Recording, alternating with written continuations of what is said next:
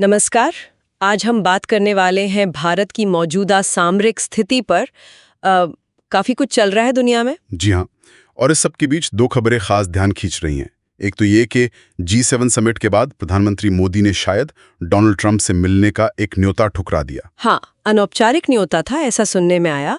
और दूसरी तरफ पाकिस्तान के सेना प्रमुख आसिम मुनीर, उनका वॉशिंगटन में काफी गर्मजोशी से स्वागत हुआ। बिल्कुल, तो आज हम इन्हीं घटनाओं को और साथ में ईरान इजरायल तनाव, चीन रूस समीकरण, इन सब को जोड़कर देखने की कोशिश करेंगे। मतलब ये समझने की कोशिश कि भारत इस पूरी ग्लोबल चेस बोर्ड पर अपनी चालें कैसे चल रहा है। सही।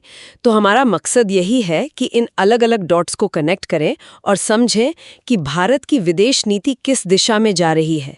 क्या ये वाकई एक नई मुखर तटस्थता है या रणनीतिक स्वायत्तता का कोई नया फेज?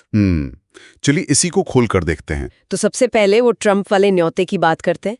G7 के बाद ये खबर आई, इसमें कितना सच लगता है? देखिए, रिपोर्ट्स तो कह रही हैं कि जून 2024 में G7 समिट के बाद ट्रंप की तरफ से कुछ निजी चैनल्स के जरिए रिश्ते सुधारने की एक कोशिश हुई थी। अच्छा। हाँ, लेकिन कई विश्लेषण ये इशारा कर रहे हैं कि नई दिल्ली ने इसे बहुत ही खामोशी से, मतलब रणनीतिक तरीके से नजरअंदाज कर दिया, जिसे एक तरह की ना ही माना जा रहा है। ये तो दिलचस्प है।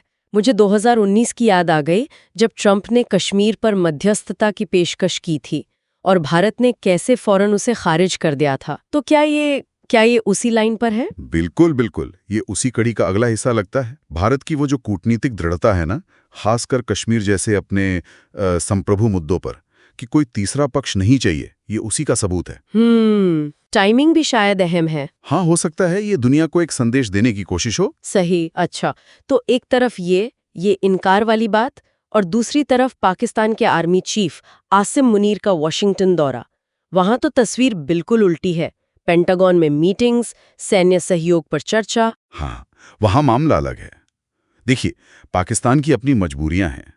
एक तो वो गहरे आर्थिक संकट से गुजर रहा है, IMF बेल-आउट बहुत जरूरी है उसके लिए। और चीन का CPEC वाला दबाव भी तो है। वो भी है, बिल्कुल, CPEC का दबाव भी है। तो ऐसे में अमेरिका उसे सैन्य मदद दे रहा है।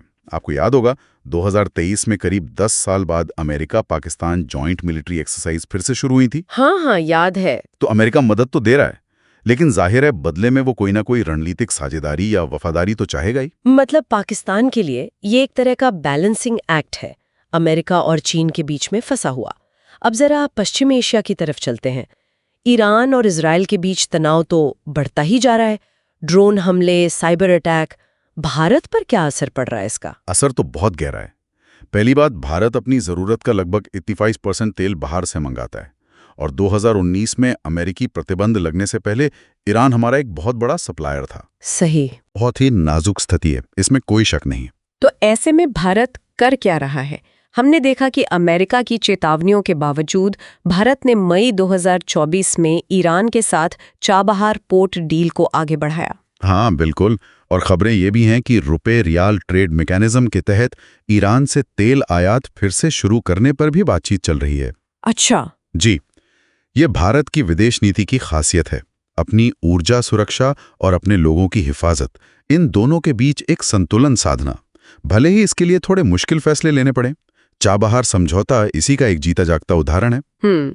और कई लोग इसे भारत की रणनीतिक स्वायत्तता के सबूत के तौर पर भी देख रहे हैं।